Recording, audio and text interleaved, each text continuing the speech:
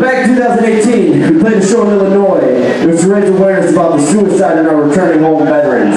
The event is called Rock to Stop 22. Please check this out. However, we found out there was this one radio station in Illinois that would not support this event. Let me tell you why. They felt that the word veterans had a political agenda. The advance to anybody struggling with suicide, especially our veterans, is never be a fucking political agenda. So we told the story across the United States, especially here in Indiana, to make people aware about Rock to Stop 22 and those piece of shit radio motherfuckers. And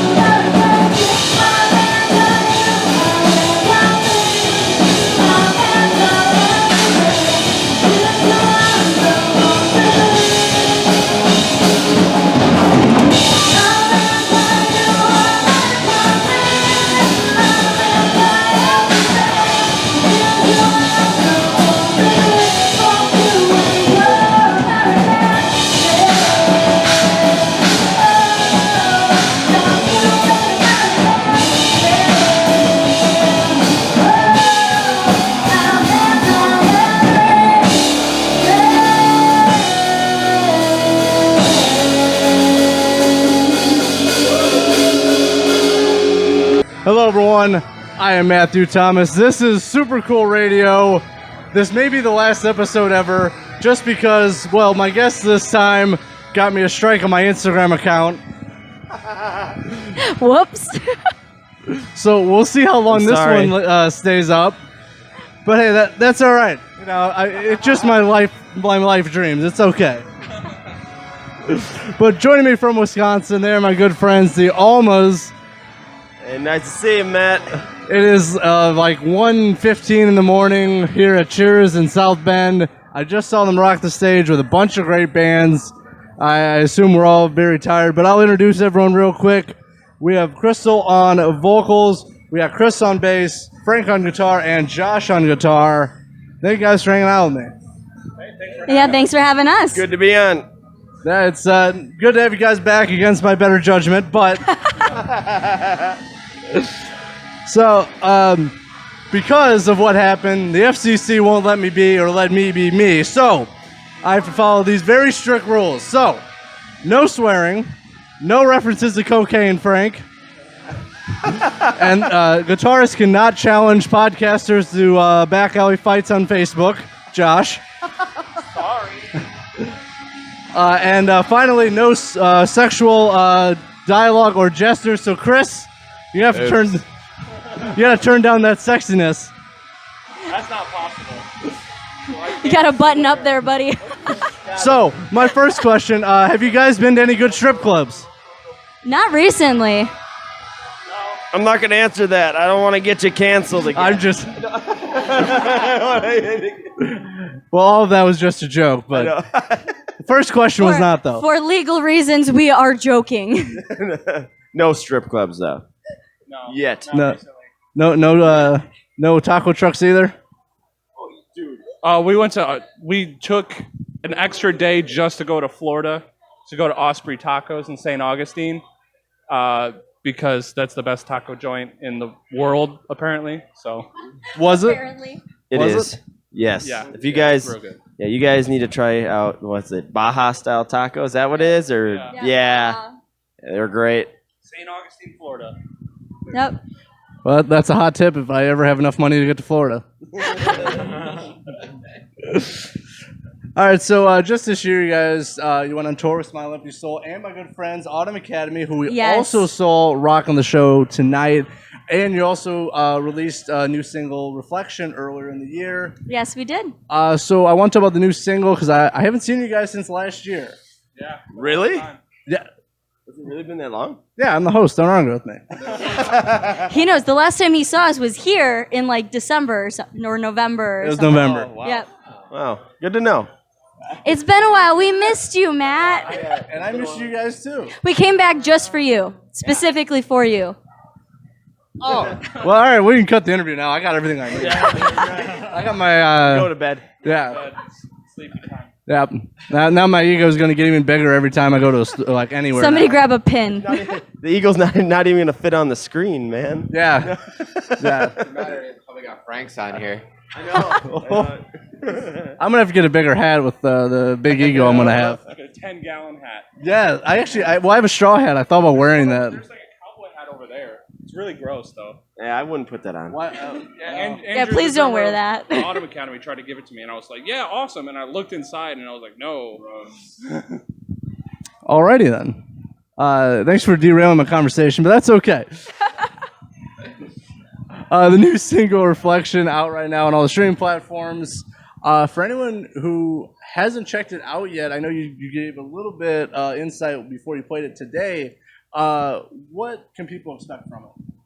Well, it's very different. If you're used to the band's music, it's definitely have a different atmosphere than what a prior fan would expect from us. We definitely worked a lot harder to kind of dig deep into ourselves and show our growth as musicians into the song. Musically, I think you guys can talk a little bit more, but lyrically, I made sure that I wanted to maturely express the heartfelt feeling of depression and true thoughts that come from people close to us that have been suffering with thoughts of suicide and stuff like that. So I wanted to make it true to their feelings and anyone who might be struggling. Yep. Yeah, and musically, like Crystal said, it's different. We never like to put ourselves in a box and say like we're only going to write this certain style of music. We just, what comes out is what comes out, and this song is just what came out, and we're really proud of it. Yeah. The guitar work in particular is supposed to create this sense of like conflict. So there's this constant like peaking in tone and in volume, and it comes back. So it's like that inner conflict that you have within yourself, the going back and forth, and the song slowly progresses and gets more extreme until the end. Yeah, it's like a push and pull kind of effect. So. Yeah, I think it's definitely like one of the strongest songs from you guys. Also, it's very deep with everything, like with the lyrics and the music and everything. I think it's probably one of the deepest tracks I think you guys have. It's in your catalog. Well, thank you. But I really enjoy it because it is a little bit of a different pace for you guys. I know you guys really rock, and this song does rock. Don't get me wrong, but it's a little bit of a different side for you guys. Yep. Absolutely. We wanted, like I said, we wanted to show our growth and our versatility as musicians and songwriters. And I think the upcoming EP that we will be releasing, I don't know when, but it's gonna have a lot of deeper, more mature thoughts. We're gonna still have the bangers, but yeah, we're definitely gonna give a little more depth and thought into this one. We're definitely taking our time on the next songs, and we want them to be the best that we make them for people, and we want to inspire. So that's the idea. Definitely, for sure, and it's a very, very high quality song, just with everything that I've said about it as well. But it is really good, so you should check it out. Is what I'm telling people. Do it. Check it out. But also something very cool. You guys went on tour with Smile Empty Soul and Autumn Academy. How was it hanging out with Autumn Academy? Because obviously they're from my area. I've hung out with them. I've interviewed them. So how was it for you guys meeting them? Terrible. They're awful people. We never want to play with them again. I mean, we're playing with them like at least twice this year. We're talking about maybe doing like a run or a tour with them. So, I mean, they're obviously just awful. No, they're extremely talented individuals. This was our first time meeting them out on that tour. And we had an extremely great time with them. They're super helpful and down to earth, and we all got along very quickly. Yeah. We only slightly hate them. Just a little bit. How was it watching Jackass Forever with them? It was fun. It was definitely a bonding experience. Yeah. That was the most male appendages that I've ever seen in a movie. Just saying. It's true. Yeah. I think one of their parents was there too, so like we were watching it with their mom. And like I was one of 3 girls, and I'm just sitting there. I'm like, wow, that is a dinosaur, but it's not a dinosaur. Yeah, Crystal, you're spoiling the movie. Yeah, don't spoil it. I'm sorry. I mean, it's just one thing, but. Well, I haven't seen it, but that's pretty. What you guys have just said. That's pretty much what it is. It's worth watching if you like to. that kind of humor. All right, well, I'll put that on my bucket list for the weekend. But also for you guys, so I know it's a very obscure interview for me, so if I'm off my game, I very much apologize. I've been trying to step it up lately. There's 2 things I've been doing. Okay. One is reading Neil Strauss's book. A very interesting read. He's interviewed pretty much everybody. So I'm reading that. Second, I've been checking out Coffin Rock with Victoria Bathory. So I know, Frank, you actually appeared on that show. How was it? It was awesome. From what I remember, it was great. Yeah, that time that we appeared on the show was the first time I ever met Crystal, actually. Yeah. Yeah, it was good. Has anyone else appeared on the show? Funny story involving the first time we met. So I was on Dead Gears Dark Coffin Classics, and then the branch off was Coffin Rock with Victoria. So he met me dressed as Victoria. Those of you who don't know that, you can do your own research. But so I was a vampire interviewing him, And he invited us all, to the cast and crew, to come out to the show that they had in the local area. So his band at the time was playing at Route 20 in our area. And I was like, too young to go by myself. So I was like, hey, Mom, this would be a fun time to go see this band I just met. And I'm waving at him, and he just gives me the dirtiest look, like, who the heck are you? And just like kind of waves angrily at me. I'm like, I'm sorry to take up your time, sir. I didn't recognize her because she looked different. Like she wasn't a vampire, so I don't know. I don't think she would look that different, but all right. Yeah. Matter of fact, I think I talked to her mom more that night. She was a little closer to your age. So, Crystal, do you ever get nervous before a show? Because I know your first show is opening for Saving Abel. No pressure. Yeah. So nowadays, do you get nervous for a show? Oh, I still do. Whether we're headlining, we're the opener, like every once in a while, I'll look at the guys and I'll be like, like this is not the day. But it definitely helps making sure that I have my tea, my vocal tea. I warm up. I take a good 10 minutes or so and just kind of like get in a good headspace and just remember I'm like, I've got a good team backing me. And no matter what, if I trip, Josh will laugh at me, you know.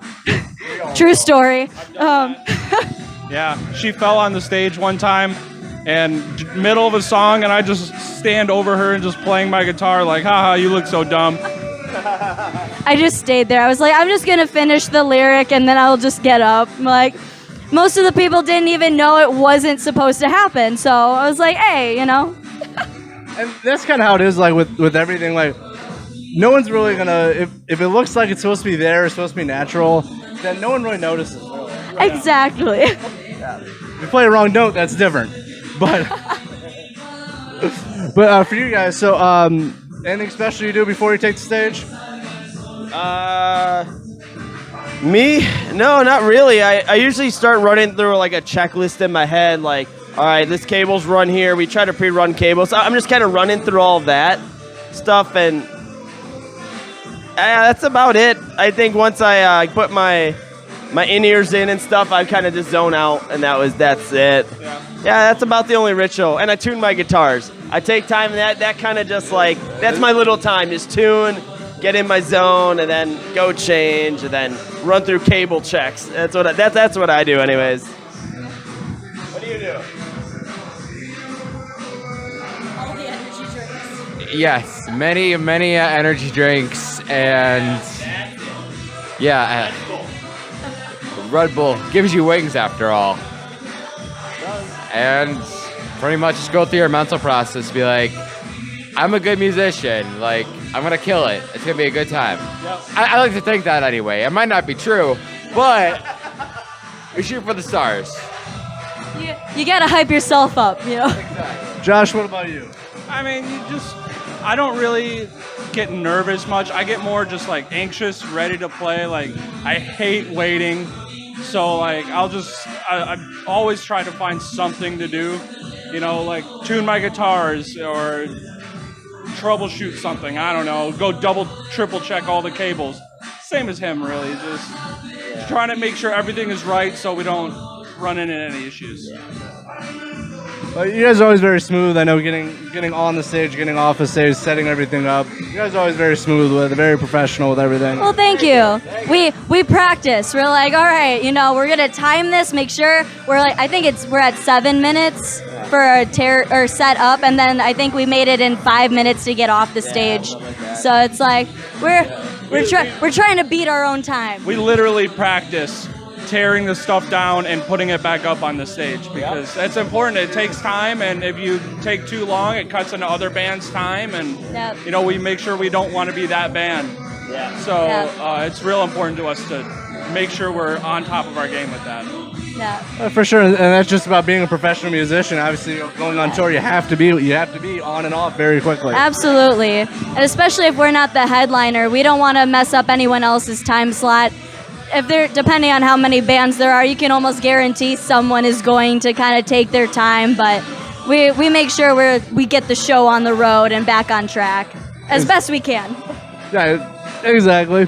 But I got a couple fun questions because, well, I'm getting tired, so I got to wrap this interview up soon. Frank, do you ever wear a shirt that has sleeves? No.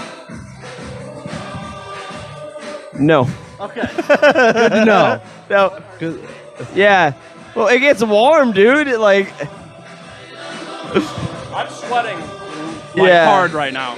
I like the freedom. I like the breeze going across the nipples. I'm being honest. You asked me the question, so. That was an honest answer.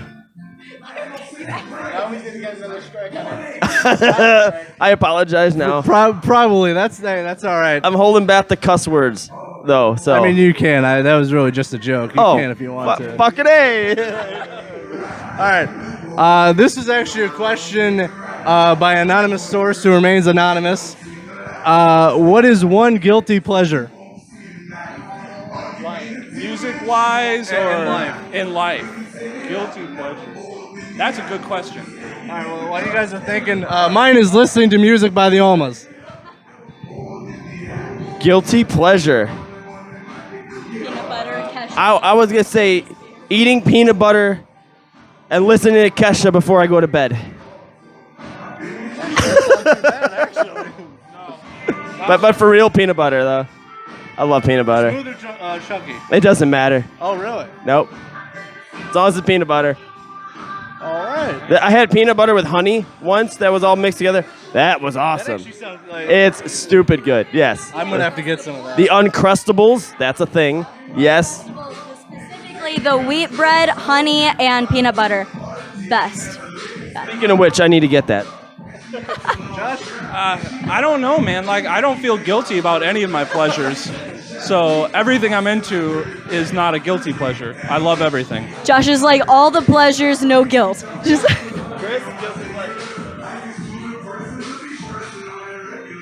Not doing enough drugs. I don't know. I don't have any. He doesn't find pleasure from anything. It's just all pain. I play too much. I play Sims too much. Oh, yeah. I guess. I will spend an entire day, if I'm not told to actually accomplish a task, I will just sit there on the Xbox or PlayStation because we've got both. So I'll go back and forth so they both feel loved and cared for, and I'll just play Sims 4 all day. What's the best or worst thing that's happened in Sims to you? To like the characters? I accidentally killed my son. What? Well, one of them, and then Child Services took the other one away.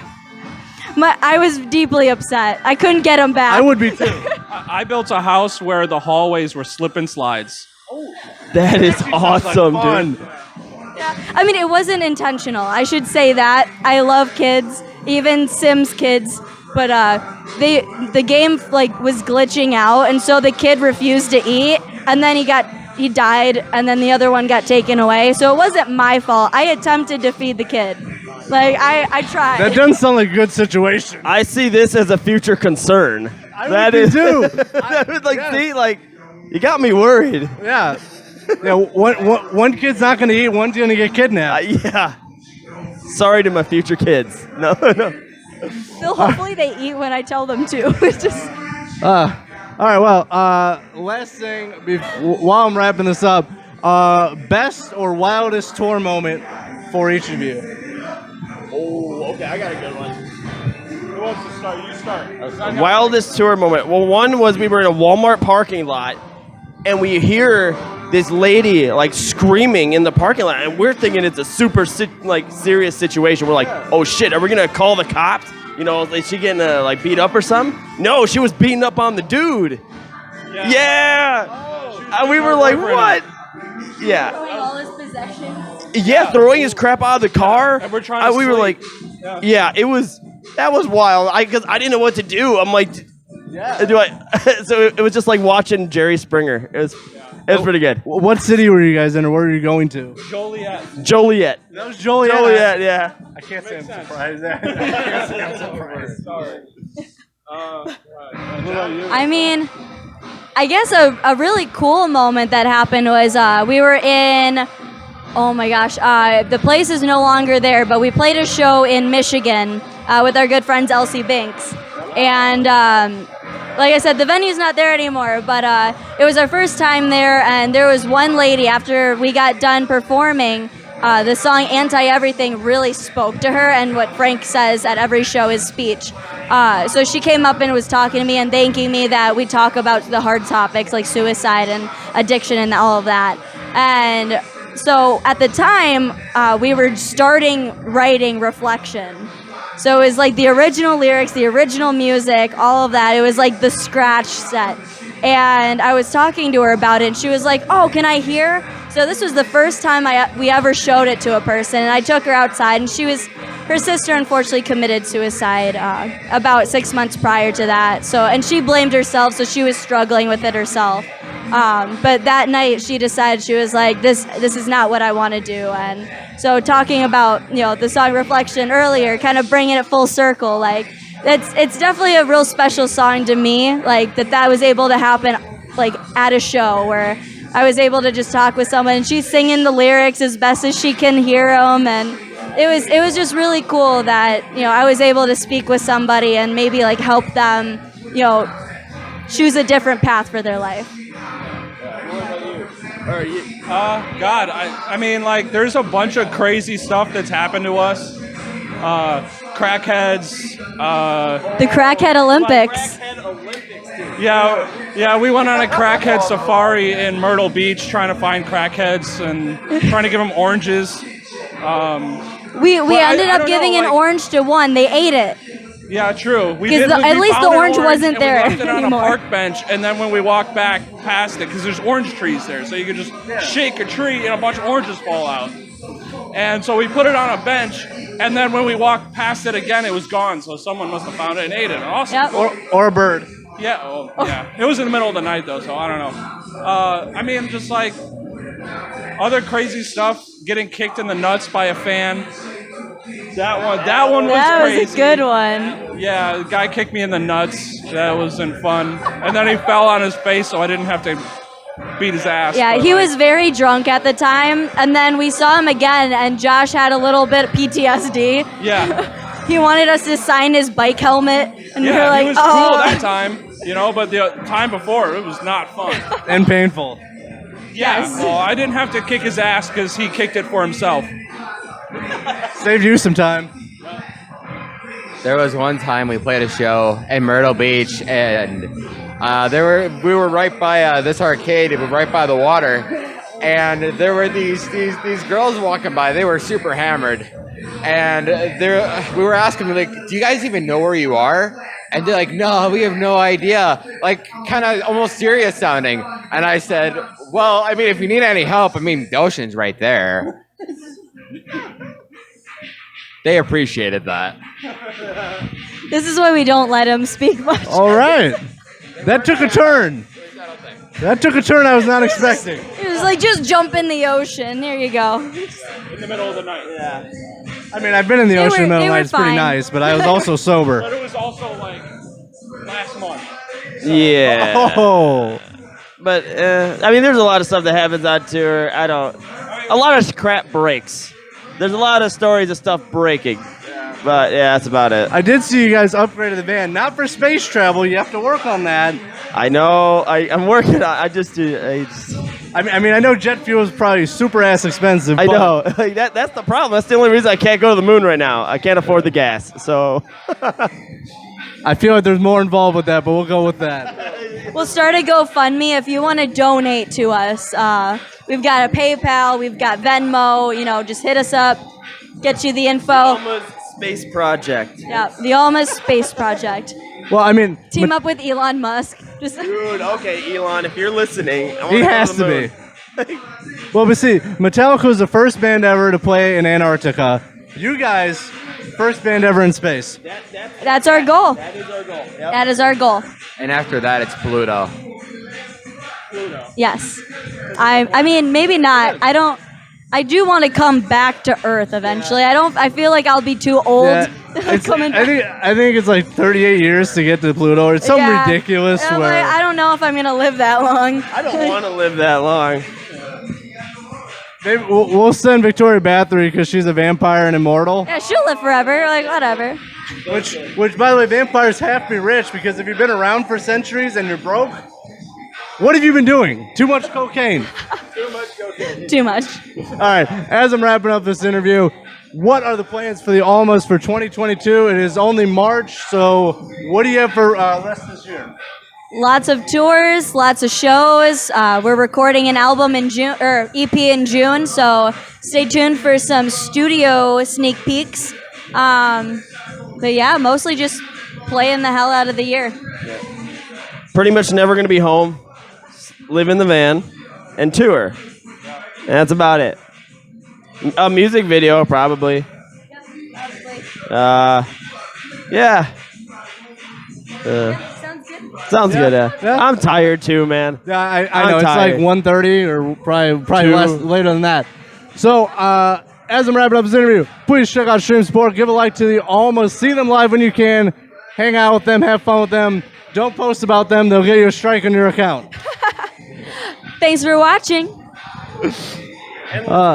and listening. For the Almas, I'm your host as always, Matthew Thomas. Thank you so much for watching and listening to Super Cool Radio. Stay frosty.